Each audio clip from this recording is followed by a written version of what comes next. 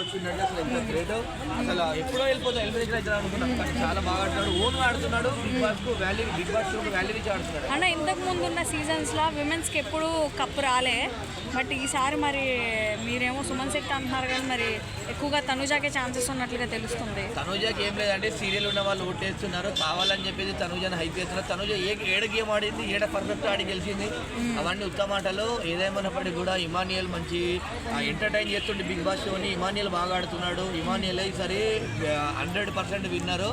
తర్వాత తనుజ నేను అనుకుంటున్నా ఆమె నెక్స్ట్ శనివారం ఎలిమినేషన్ అయ్యే అవకాశం కూడా ఉంది, చెప్పలేము. ఎందుకంటే ఈ లాస్ట్ షోకి వచ్చింది, లాస్ట్ స్టేజ్కి వచ్చింది కాబట్టి చెప్పలేము, ఎవరెప్పుడు ఎలిమినేషన్ అయితే చెప్పలేము. కాబట్టి 100% ఈసారి ఇమానియల్దే కప్పు. రైట్, నెక్స్ట్ కంపల్సరీ తనతోనే ఎలిమినేషన్ అంటావా?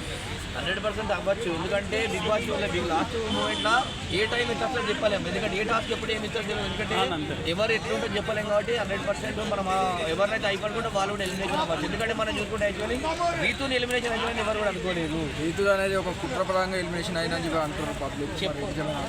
రీతు ఎందుకంటే రీతు వెళ్ళిపోవడం వల్ల తెలుగు రాష్ట్రాల్లో ఉన్నటువంటి అబ్బాయిలందరూ మాత్రం డిసప్పాయింట్ అయిపోయారు. ఎందుకంటే రీతు ఉంటేనే మేము బిగ్ బాస్ చూస్తామని చెప్పేసి అబ్బాయిలకు మంచి ఒపీనియన్ ఉండే, కానీ బిగ్ బాస్లో రీతు వెళ్ళిపోవడం వల్ల చాలా తగ్గింది. అసలు షోకు వాల్యూ కానీ కంటెంట్ కానీ తగ్గింది. ఎందుకంటే అబ్బాయిలకి ఒక రీతి ఉంటేనే అసలు బిగ్ బాస్ చూస్తారు.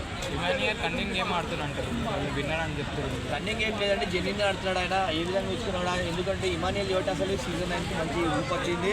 ఇమానియల్ లాంటి కంటెంట్ లేకపోతే బిగ్ బాస్ చూసారు ఫెయిల్ అవుతుంది.